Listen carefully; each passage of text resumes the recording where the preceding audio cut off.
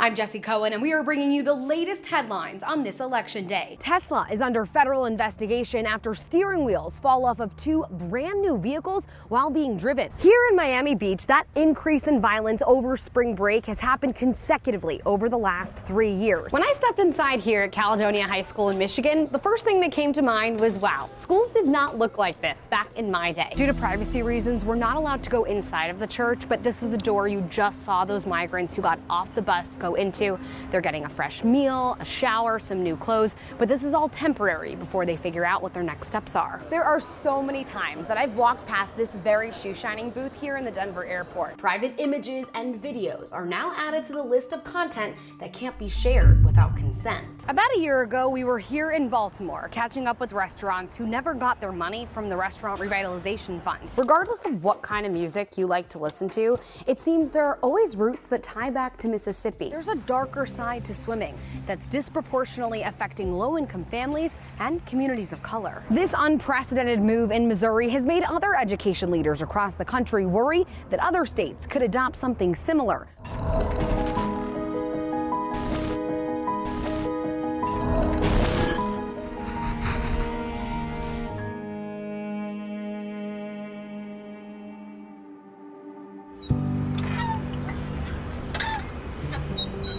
For kids, the best days are often those spent on the playground.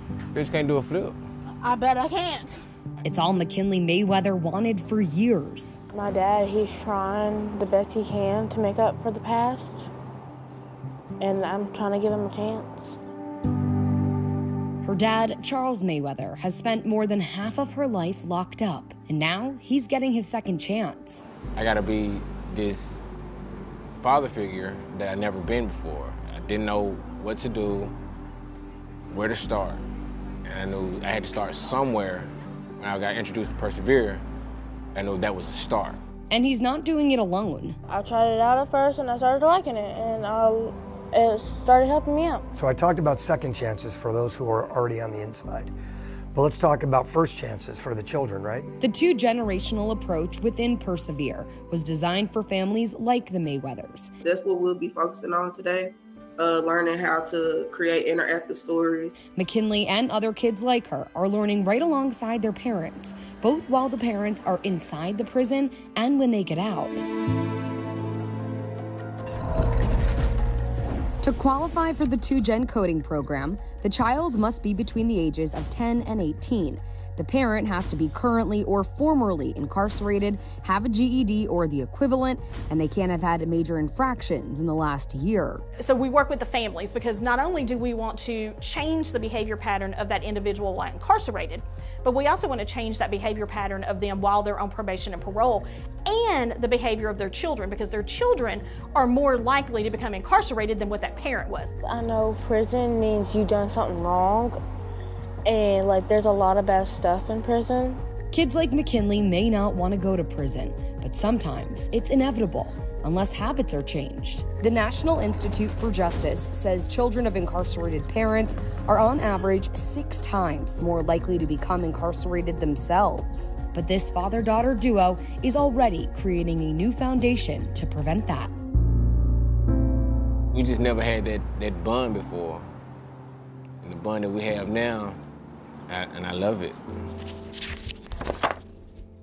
Alan Farmer is the youth coordinator with Persevere. He works directly with the children involved in 2Gen. Of course, we want to teach them code, we want to teach them life skills, but number one, they gotta know that we care. This approach is what makes the program different. Any connection that we can keep between inmates and their family is good. It kind of means a lot to me. It's rewarding to see that this can be the beginning of a solution, or this can be the beginning of what we call no entry. And no entry begins and ends with a strong support system, both individually and within communities that are greatly affected. If they're falling off track, we're still there to support. If they're doing great, we're still there to support. But when you have whole communities in which a big chunk of people are going to prison, that's going to affect their kids. Give me my hat! It's something that's changed Charles and McKinley's lives and relationship. They're gonna always be there to catch you when you fall. Even when you make mistakes, they're gonna always be there. It makes me want to keep trying to be like a lot better than him, because like I can learn from his mistakes. As a father, Charles is working hard to show he's changing. I know I have to do this to prove myself, not just to her, to myself, that I can do this and I can be better than what I was. I can sit back and just watch her play all day. Very proud. I know he's always going to be there, and I know he's not going to give up. They aren't taking this second chance for granted. I'm very proud of you for what you've done. I'm going to continue to be proud of you. You make me proud every day, every minute. And I'm very grateful that you tried to change your life. They are using it to change the outcome. And I love you for that. I love you too.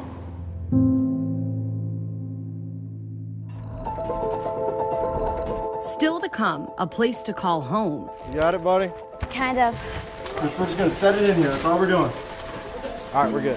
The rewards that come from cracking the code to success. Most people wouldn't connect aerial acts and circus with grief, but we're showing you how the two actually go hand in hand. 7, squeeze your legs together. Yeah, good. High up in the air, their focus locked on that trapeze. It's a bunch of people doing things that they didn't think they could do. People of all ages. All right, we're going up 2? Yep. Break! Hands! Who never thought they'd fly. Seamlessly soaring. It feels really good to be flying today. Fingertips! For Sherry Walling, this has become a part of her weekly routine. My name is Dr. Sherry Walling. I'm a clinical psychologist and an author and an amateur circus artist. I giggle a little bit when I introduce myself because it's an unexpected place that I find myself in my life. That's because out of all things, grief led her to the circus. In the past 5 years or so, I personally have experienced really significant loss. So I lost my dad to cancer and my brother to suicide. And we had a little girl in our family for 4 years who we thought would be part of our forever family, who went back to live with her birth mother.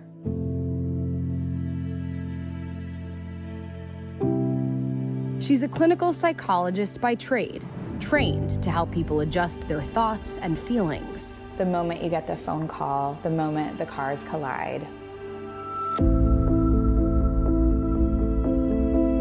whatever the story is, the body's memory of those moments is really powerful, and it's really hard to access it just talking about it. Her own personal experience proved how integral the body is to mental health and well-being. When your body experiences a significant shock or trauma or emotional reaction, it clenches and it holds. And so there's a lot of big body movement in circus that is sort of the opposite of that. Ready? I don't have the bandwidth to think about grief, to be in pain, or to be distracted by anything else. I'm just thinking about what's happening in that very moment.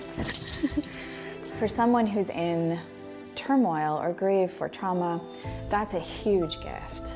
She learned how to find happiness in her worst of times by simultaneously working through the pain. Living in sadness, illness, death, grief, and also living in joy, creativity, playfulness, friendship. Perfectly timed.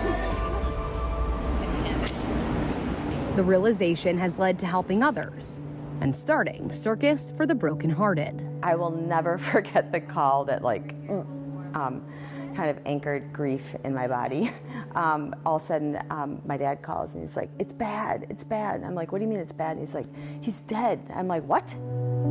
So find a comfortable spot to sit, maybe sit up tall, Grief isn't a linear process. We want to treat our hurts as precious, not be careless with them. It's why Kim Witzak is partaking in this workshop 2 decades after her husband's suicide. As somebody who's been in this now for 20 years, and you can still have other relationships, you can have all of that, but things will bring you back, and it ebbs and it flows, and it is a lifelong process. Using new muscles in her body and shifting her mental focus has allowed 20 years of trauma to start healing in new ways. But when you're doing something physical, you're moving it, you're seeing it, and you realize that life really is all of that. Life is grief, life is happiness, it's sad, it's joy, it's all of it. We don't really have like a gym for our brains or for our emotional life, but circus has sort of become that for me. Whether it's circus, dance, yoga, or even pottery or painting, Sherry reminds us to open up your mind and body to unlock new ways of processing grief. The best thing that I have to offer is in my own self, the very lived reality of holding both grief and joy in the same place. Jesse Cohen, Scripps News, Minneapolis. 1999 was the start of a rude awakening, Columbine. So that was, I think, the nation's wake-up call to violence in schools. You know, this is my 27th year as an educator, and I remember all the way back to Columbine and the impact that that had on the psyche of public schools and safety. Back then, schools weren't necessarily designed to stop a shooter. It's really for functionality. So square footage is important. How many desks and chairs can you get in an area? Do you have the blackboard? And the biggest pieces we thought about for safety was, where is the exit in case of a fire? The reality is different now. In the past 5 years, more than 150 shootings inside schools have resulted in either injuries or deaths, according to Ed Week. It's imperative that we don't have the luxury of not getting this right, because the stakes are too high. Dr. Diedrich Martin is the superintendent of Caledonia Community Schools in West Michigan. Please excuse varsity softball. His district is changing the way it builds schools. If there's anything about this school that you could point out and say, I really want other places across the country to see this as a model, what would that be? 1, the secure entries. 2 is having some secure filming area around the windows. Those are things. And really, it's the staff that are in the buildings that are going to make it work. Upgrades in schools like curved hallways and corridors divided by fire doors and stronger locks. Other ideas impact classrooms themselves. Reshaped rooms create student safe zones to hide, not visible from the door. Even classroom door barricade systems that can be quickly installed. Tower Pinkster specializes in upgrading classrooms. They do about $400 million of K-12 construction a year. If there's a receptionist here, they can see you on approach, they can see you in the vestibule, they can see you as you come in. Matthew Slagle leads the firm's design for K-12 schools. When you walk in a school that you guys are working on right now, I mean, what are some of the biggest differences that we see? Well, certainly the entry point that you mentioned, what we call a secure vestibule, where once the bell rings, you can't get into the school anyway but that front entry door, and you're guided into the office. Schools around the country are also considering new social spaces to support students' mental health, balancing safety with social development. As the school resource officer at Caledonia High School, Patrick Stewart sees firsthand the difference those types of spaces can make. So as a school resource officer, yes, I am a law enforcement official first and foremost to keep them safe, but I'm also an informal counselor, a mentor, a teacher, an educator. Stewart says balance is important, especially now. Do you think it's safe to say that changes architecturally to schools across the country is going to be crucial in keeping our kids safe regardless of any other actions that are taken? Absolutely, regardless of any other legislative action or what have you. We are in a time, or we're living in a time, where we have to really think about function, form, and security. A sad reality, resigned to the fact that threats of school shootings are here to stay. maybe the buildings themselves could help save lives. Jesse Cohen, Scripps News, Caledonia, Michigan.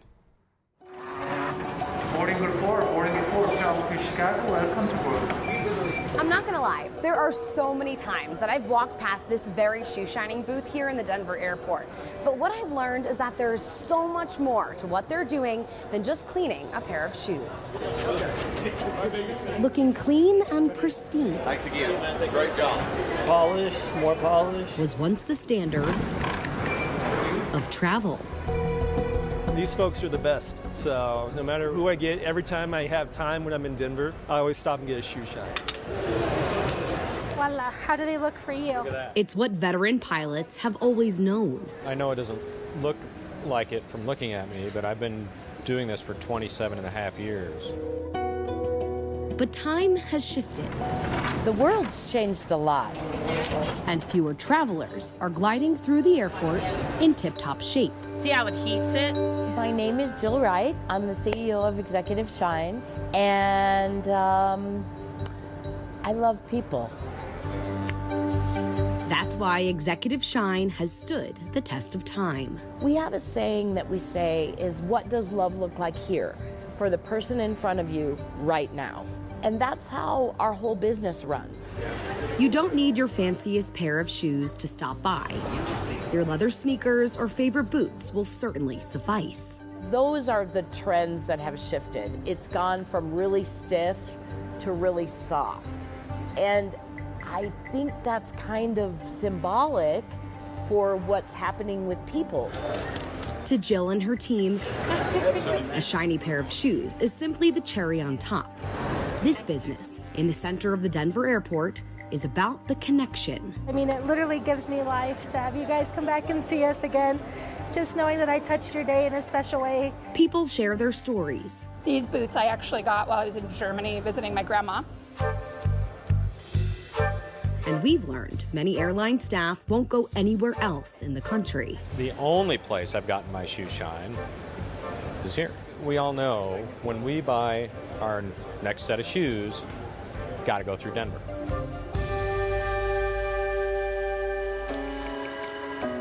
Jill says it's rare people are given the opportunity to share. People still need to be seen and be appreciated for who they are and just care. And I would ask advice, and then you see the guy scoot up in his chair. Well, let me tell you. It goes deeper than the shine for me, for sure. Tara Soto says shoes are a metaphor for how people judge themselves. When we look at the shoes, you know, you come up and you're like, oh, they don't look so good, or there's a little bit of color off of the tips of the toes, or they're not in the best shape. You know, sometimes that's how we as people look at each other, or even ourselves. Like just dirty, without purpose.